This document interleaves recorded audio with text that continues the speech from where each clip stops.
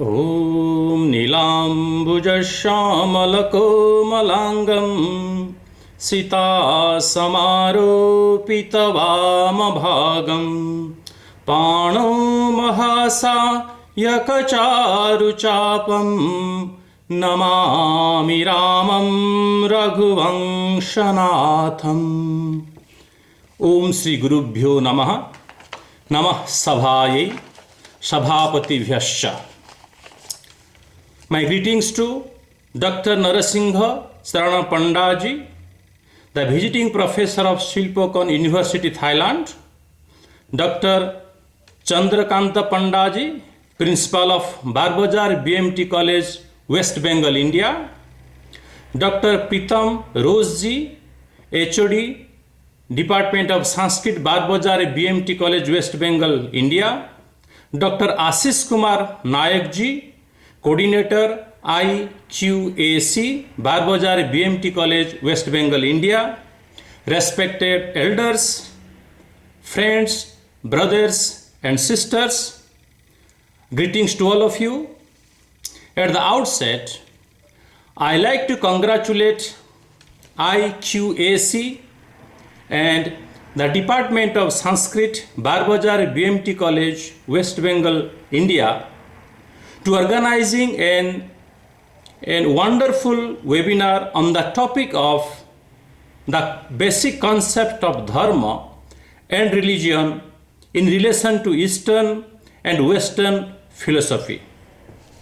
So this is a very wonderful topic. According to my knowledge, this webinar will bring manifold benefits. One thing, it will help to promote Sanskrit and other Indian languages. It will also bring the identity of the Indians and also the identity of the follower of Dharma. It brings nationalism, it will promote Dharma, it will promote the Indian culture, and finally, it will bring peace and stability not only in India but throughout the world. This is a very good topic that there is a two concept in the world, maybe according to my knowledge. One is the concept of dharma and one is concept of religion. The dharma and the religion both are different things. When I am gathering the informations, I can say the Indian culture or dharma got misunderstood not only by the Indians but throughout the world. The moment we try to translate dharma means religion, and it also very bad effect on that because we try to translate dharma means religion. Dharma and religion are two different things. If let's go the meaning of dharma or what is the meaning of the religion. It will take a lot of time to describe what is dharma, and I am going to very briefly tell what is dharma means. I think Professor Narasingha Sarana Pandaji, he will describe more details what is dharma means. But if I am going to describe very briefly, dharma is the Sanskrit word. Dharma started the root word called dhri dharane. If we can very briefly describe, dharma means dharayatiti dharma. That means whatever holding or sustaining this world, that is dharma. That dharma also it depends which situation we are. When we are the citizen of any nation, our dharma will be different. When we are father, our dharma, that is Pitru dharma. When I am a son, my dharma will be different. When I am a husband, my dharma will be different. When I am a friend, my dharma is different. We can say pitru dharma, putra dharma, sakha dharma. So, dharma also, it changes according to the situations. And dharma, what dharma did, once we follow the dharma, that dharma which Maharshi Patanjali very nicely described, that when we follow the dharma, like ahimsa paramo dharma, like ahimsa, satya, asteya, brahmacharya, aparigraha, shaucha, santosha, tapasya, swadhyaya, ishwara pranidhanam, then asana, pranayama, pratyahara, dhyana, dharana, samadhi. So when we follow the dharma, that dharma will lead to yoga or moksha or mukti, or English we can say self-realization, self-transformations. That means dharma will, through the dharma will practice the dharma, all the like non-violence, truthfulness, non-stealing, brahmacharya, cleanliness, contentment, reading the scriptures. We will practice those things, and at end it will take us to realize the God, which is called yoga, moksha, mukti, self-realization and self-transformations. So that means I can say dharma, whatever protecting and continuing the world, the dharma will protect and continue, sustain the world. When you follow the path of the dharma, it will take to realize the God. That's very briefly about the dharma. When you look at the religion, when you see maybe Oxford Dictionary, Cambridge Dictionary, any English dictionary, when you see the meaning of religion is, you can find out religion means belief in God and gods. So that is the meaning of the religion. Belief in God and gods, even not goddess. And that is a belief. So here is the fundamental difference between dharma and religion. Dharma will lead you to realize the divinity or God, where religion will lead to belief in God. So here, in religion, you will believe in God. In dharma, you realize the God. That is the fundamental difference between dharma and religion. Let's second point discuss that how old they are. How old is dharma or how old the religion? According to religion, or according to Western calendar, or according to Roman calendar, today is the 20th of Ashadha month. According to Western calendar, today is the 4th of July 2020. And that is the, if that means, and according to our Indian Panchang, or maybe say Dharma Panchang, if somebody who is not familiar with Panchang, we can maybe say as a Indian calendar is not a proper word to say Indian calendar. The right word is Indian Panchang or Dharma Panchang. Today is the 20th of Ashadha month, 5122. So that means, let's see, here you can find out how old religion is and how old dharma is. So when you say today is the 4th of July 2020, that means they are with fact, with record, they got 2020 years. That religion concept started about 3000 BC. That means if you add their complete history, the age of religion it will be 2020 plus 3000, it will be about 5000 years plus minus. So here the age of religion is plus minus 5000 years. But let's see how old the age of dharma is.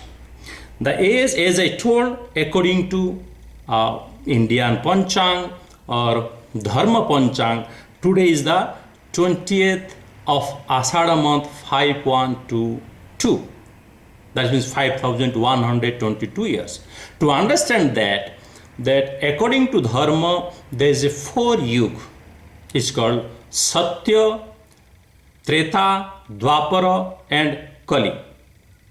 So in Kali Yuga, the age of Kali Yuga is 432,000 years. Out of 432,000 years, we passed 5,122 years. So the age of Kali Yuga is 432,000 years. The age of Dwapara Yuga, where Lord Krishna came, that is the double of the Kali Yuga, is the time period of the Dwapara Yuga. Then Treta Yuga, where Lord Ram came, the age of Treta Yuga is the 3 times of Kali Yuga is the age of the Treta Yuga. And Satya Yuga, the age of Satya Yuga is the 4 times of Kali Yuga.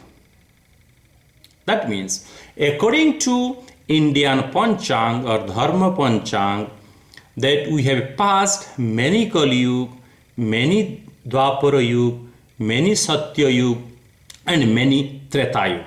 In total, the total year of Dharma, according to Dharma Panchang, Indian Panchang, 1,960,853,122 years.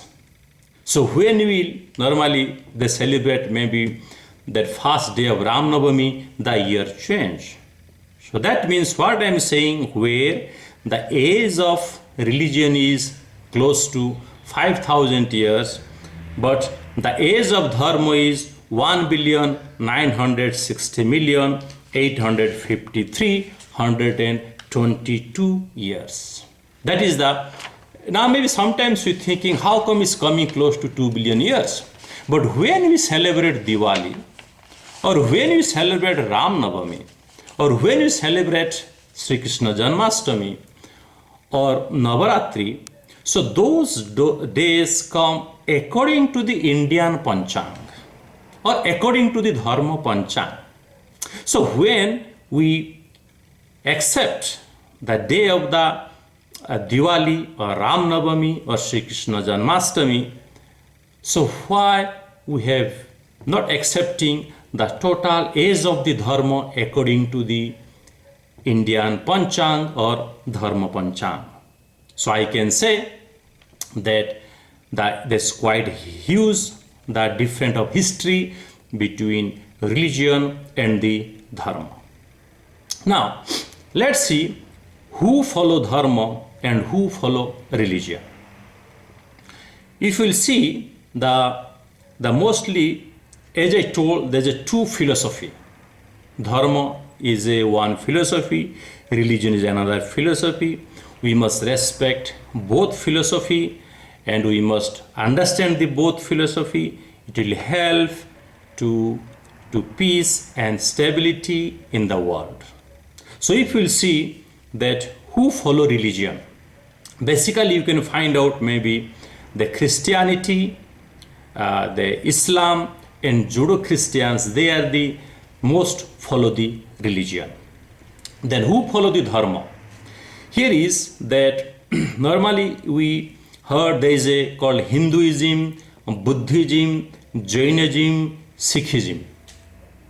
We heard, but if you'll see, let's talk with that. That means the Hinduism, Buddhism, Jainism, Sikhism, and other Indian school of philosophies, they follow the Dharma. But if you look at the Hinduism, that there is no scriptural reference about the Hindu. I think that the concept came when the Western people came to India.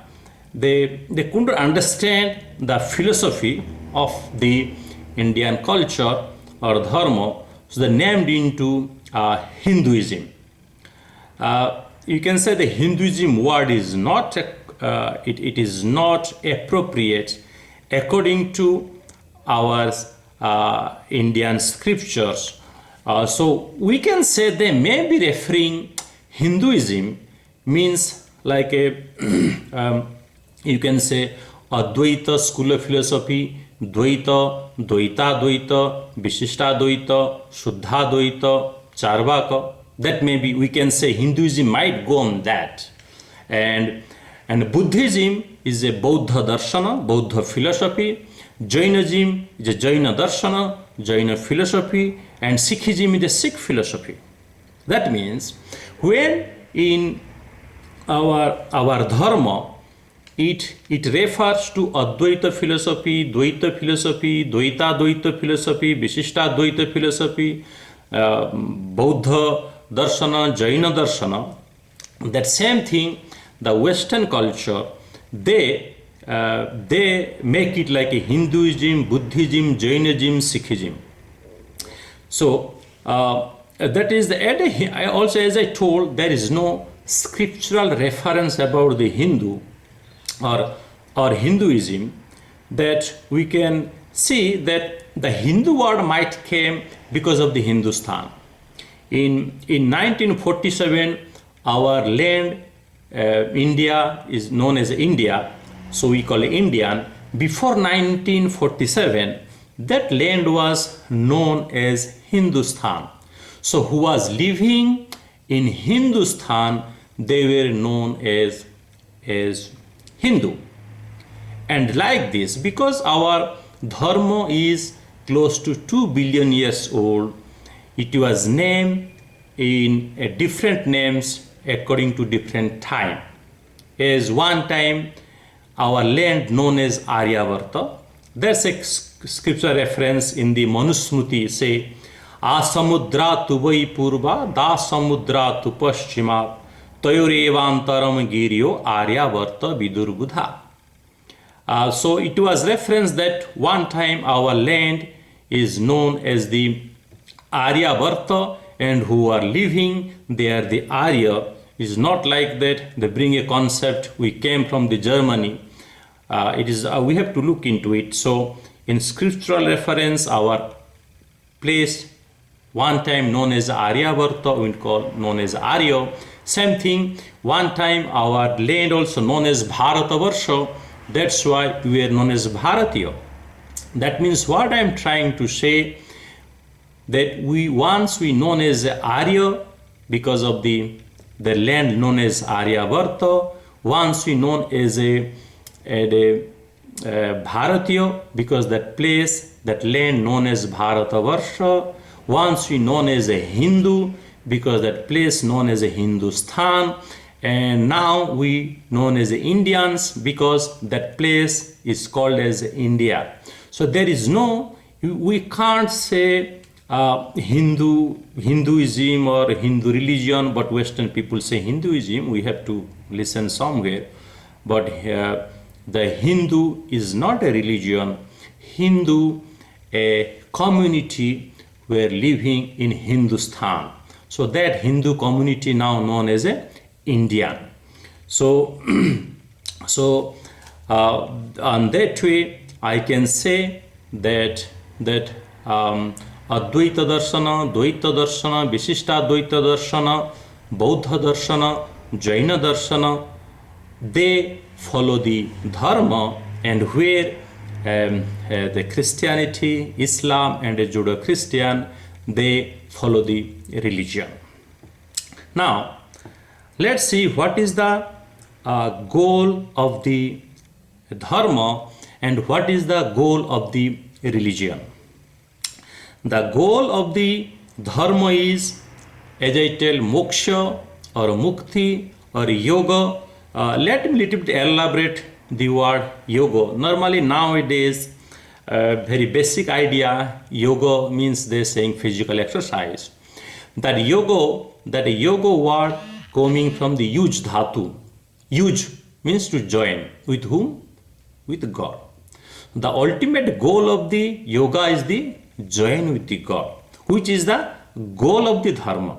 The goal of the dharma is yoga, moksha, we can say mukti, we say nirvana. In English, we say self-realization, maybe self-transformation, but not definitely salvation and liberation. There is a fundamental difference between salvation and liberation with yoga and mukti. So we can say the goal of the dharma is to yoga, moksha, mukti, in English self-realization, self-transformation. Where what is the goal of the religion? The goal of the religion is to go heaven. That's a fundamental difference. Is in dharma, the goal of dharma is to realize the God, and the goal of religion is to go to the heaven. Then when to achieve their goal, what path they use? In dharma, there is a many paths is there. With that path is, we can say that that's why you get different school of philosophy. Once you follow that philosophy, you will realize the God or moksha or mukti or nirvana. But you have to practice. The fundamental practice of dharma to achieve its goal is we have to practice non-violence, which is called ahimsa. We have to practice satya. We have to practice asteya, non-stealing. We have to practice brahmacharya. We have to practice yama, niyama, asana, pranayam. So once you practice, without practice, we can't achieve the goal. The moment we become violent, we can't realize God. The moment we will tell lies, we can't realize God. The moment we will steal, we can't realize God. The moment we will not practice, we will not realize God. The moment, and second step, Maharishi Patanjali very nicely described very briefly that niyama, the shaucha, santosha, tapasya, swadhyaya, ishvara pranidhana. So you have to practice cleanliness, contentment. Then you have to go next time asana, then you have to pranayam, then pratyahar, dhyana, dharana, samadhi. That means in dharma, to realize God or to achieve the goal, you have to practice certain duties, certain rules, certain regulations, guidance of a God realized guru. Then you can realize the God, the goal. But in religion, you have to just believe certain doctrine. You don't need to practice, you have to believe. So here is fundamental difference. In dharma, to achieve the goal, we have to practice certain rules and regulations guided by the God realized saint. And where in religion, you no need to practice, you have to believe certain doctrines, and that will take to heaven. That's a fundamental difference also. And the other thing also, if you will see in dharma follow the concept of the karma, right? So that is a very there's a huge topic, the karma. So in dharma we follow the concept of the karma. In religion they don't follow the concept of the karma. That's a fundamental difference. And also in dharma we normally say that I born as a divine, aham brahmasmi, tattvamasi. That means according to dharma we born as a divine. But in religion normally they say that we born as a sinner. So here is very huge fundamental difference between dharma and the religion. Then other thing also, that in dharma we'll follow the concept of punarjanma, rebirth. We follow that that we born again and again, which is called the concept of the Atma and Paramatma. There's a different different school of philosophy. They follow a different concept, like Advaita philosophy, Dvaita philosophy, Dvaita philosophy. So they got different concept, but But when you see all of them, maybe all the school philosophy, Jaina Darshana, Buddha Darshana, we all follow the concept of the Punarjanma. That means you got many lives, but in religion, they're saying one life. They don't follow the concept of rebirth or Punarjanma.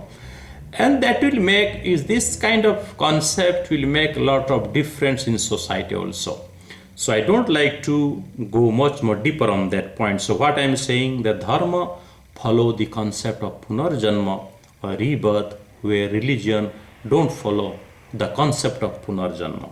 Other thing also, according to dharma, that the God is everywhere, is omnipresent, sarvatra, according to the dharma. That means God is presence within me, within you, everywhere in the world. God is presence in our home. God is presence in the place of worship, our mandir, ashram, temple. God is in our scriptures. In that basic example, you can say the Narasingha avatar. So when Prahlada told his father that God is everywhere, his father told, "Can you show me the God in the wall?" Yes. Then when he break that wall, Narasingha came, and Narasingha re-established dharma. So that means according to dharma, the God is present everywhere. That's why our temples, our ashrams, our scriptures are sacred, but not holy. We have to understand the fundamental difference between holy and the sacred. Sacred means the presence of God, and holy means the absence of God. Where in dharma scriptures like Bhagavad Gita, Ramayana, Vedas, those are the sacred scriptures. But if we look at the religion, they're saying God is not everywhere. God is not present in the world. God is not present in the place of worship. God is not present in the scriptures. God is somewhere in heaven. So here's a fundamental difference. That's why when you see, maybe you can see the Bible is a holy scriptures, not sacred scriptures. Quran is a holy scriptures, not sacred. They won't say the Quran is a sacred scriptures, Bible is a sacred scriptures, or mosque is the sacred place, or church is a sacred. This is the holy place. It means the God is not present in Quran or in the Bible or in the church or in the mosque. That's a holy books, holy place. But for us, that is sacred place. God is present in the temples. God is present on that murti. God is present in this, in the Bhagavad Gita, Ramayana.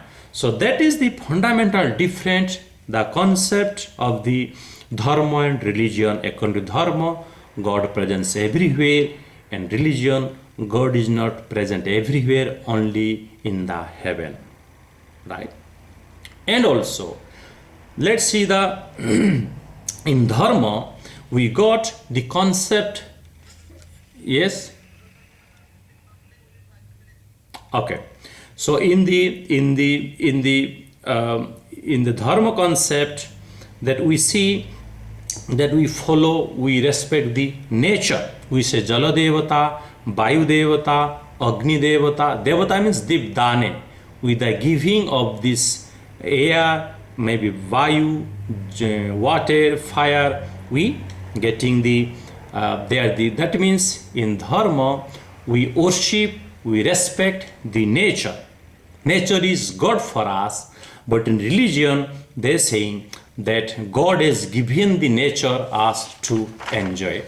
And the impact, if you'll see, as I told, the age of dharma is 2 billion years old. You can see up to 400 century, the dharma was guiding the world. From 400 century till date, that religion is guiding or ruling the world.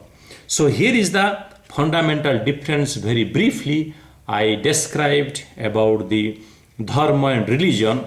Let's see what is the impact of Sanskrit in dharma and religion. If you look at what the impact of Sanskrit, what is the relation of Sanskrit between dharma and religion? There's a deep relation between dharma and Sanskrit. Dharma and Sanskrit are interdependent. One can't survive without others. Like dharma can't express herself without Sanskrit. The dharma concept, excuse me, the dharma concept, the karma concept, the punarjanma concept, the dharma philosophy is you can't understand without the Sanskrit language. Same way, Sanskrit can't keep her divinity or divyatva without dharma, because the Sanskrit mantras plays a vital role to realize the God. That means without the dharma, Sanskrit can't keep her divinity. That is why it is called Devabhasa, the language of God, which is lead to realize God, realize the divinity. That means what I am saying, that Sanskrit language will lead to realize the God, which is accepted by the dharma, which is not accepted by the religion. That means the religion, the follower of religion will not promote Sanskrit, because Sanskrit goes against their philosophy. So that means what I am trying to say, that if we want to protect Sanskrit, we want to establish Sanskrit, we have to practice, promote and protect dharma. Otherwise, Sanskrit language cannot survive. On the conclusion, I can say that dharma means not religion. There is a fundamental and huge difference between dharma and religion. And also, as I told, the moment we try to translate dharma means religions, that bring lots of confusion among the Indians. As a result, I came to know that Indian Constitution Article 35A is preventing to teach dharma or Indian school of philosophy or maybe Sanskrit mantras in schools and colleges, because when they describe dharma as religion, so they preventing to promote the dharma in school curriculum. So what the sad thing came, that here is a 85% population of India who follow the dharma, but they are not taught, they are not taught their philosophy, their dharma in their school curriculum. Then how they will know who they are and what is dharma, what is Indian school of philosophy. So I can say in this platform that all the Sanskrit department, they must try to make understand all their Sanskrit learners, Sanskrit scholars, Sanskrit professionals, the difference between dharma and religion. Dharma is not a religion. The goal of dharma is to maintain good health, balanced mind, and that will lead towards realize the divinity, and that will finally bringing peace and stability in the world. So we must promote that dharma. Other thing also, I think it should be duty of the Sanskrit department. They must teach what is dharma and what is how dharma can help peace and stability in the world. And also I can suggest any Sanskrit department, when they will get opportunity to teach Sanskrit, they must teach the dharma. They must teach the Sanskrit mantras like Mahamrityunjaya mantra, Gayatri mantra, all the mantras. Once we teach these mantras, then the people will understand the benefit of Sanskrit and they will respect the Sanskrit, and all over India the people will be appreciate the Sanskrit language the moment we will teach them Sanskrit mantras, the Sanskrit philosophy, and which will be help a good life. And also at last I can request all the Sanskrit professionals, they must engage with Indian government. They must make them understand Dharma is not a religion. It is not religion, not belief about the God. It is practice the good things, and that will be helpful for the society. And they must engage with the Indian government. They must try to make compulsory Sanskrit from grade 1, where they can teach Sanskrit mantras and Sanskrit philosophy. It will be again, once we will do that, again Sanskrit will be flourish, Dharma will be flourish. So, and final things, or I can say we should have a direction of Sanskrit subject. So when somebody asks what is the outcome of the Sanskrit language, when you're teaching Sanskrit, what outcome? I think, according to my understanding, the outcome of Sanskrit studies should be, as we say, Devabhasa Sanskritam. By the teaching of the Sanskrit, it will bring Divyatva in the every human being. So our goal of Sanskrit should be bring Divyatva in the human being, and that when people will follow the Divyatva by the learning of the Sanskrit mantras, Sanskrit prayers, and we have a good citizen, and that good citizen will bring peace and stability in the society. So, and finally, the outcome of Sanskrit studies should be bring peace and stability, make a good human being in this world, in the society. That will be the outcome of the Sanskrit studies. With that, I like to thank you that Department of Sanskrit, Barbazar BMT College, giving a opportunity to share my thoughts, the difference between dharma and religion. Om Shanti Shanti Shanti.